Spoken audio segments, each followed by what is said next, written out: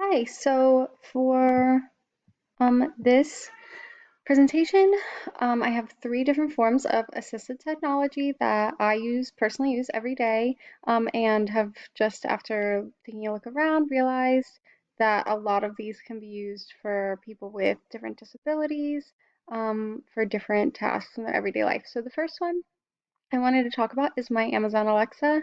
I have one of them in every room, and I also have smart lights that are attached to them, as well as smart outlets that are attached to things such as my lamps and fans. And I even have hooked up my space heater to one. And so I have programmed my Alexa to just say, Alexa, turn on the living room lights, and she will, and I don't have to get up. So this is considered a low tech device. It is technology, but it doesn't require any interface. I classified it under daily living because of what I use it for, just turning on and off the lights, turning on my fan, turning on my space heater, sometimes turning outlet off. I can control it from my phone if I leave and I forget to turn something off.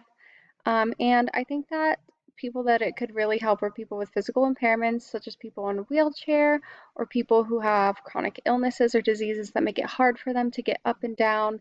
They can easily just ask Alexa to turn something on or off for them. It doesn't work with everything, but you can hook up so many devices to Alexas these days.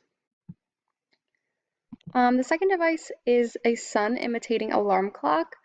These are really, really cool. They come in a lot of different um, models and styles for different reasons. But I think they're cool because the alarm clock starts getting really, really bright little bit before um, you set it to wake up. So if I set the alarm clock like on this picture, it says 7:30. If I set my alarm for 7:30, it would start getting bright probably around 6 o'clock very gradually, and it is supposed to imitate the sun rising, which will wake you up naturally, and it'll get really, really, really, really bright, like the sun, about, a foot from your face if you put it on your nightstand next to your bed, and it'll wake you up without any sound. Um, this is a low-tech device. I consider it also a daily living device, and I think that a group of people that this would be especially helpful for are people who are deaf or hard of hearing. And the last thing that I use every single day is my giant calendar dry erase board.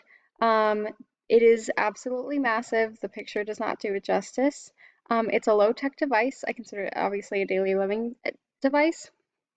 And I think that this is super helpful for people with ADD, ADHD, and different cognitive impairments, especially people living with dementia or Alzheimer's who tend to forget things. Um, I personally obviously do not have dementia or Alzheimer's, but I do have ADD, and having it so close to my workspace, whenever something happens, I write it down because there have been times when I've gotten Google alerts saying I have a meeting in 10 minutes and I absolutely did not remember them.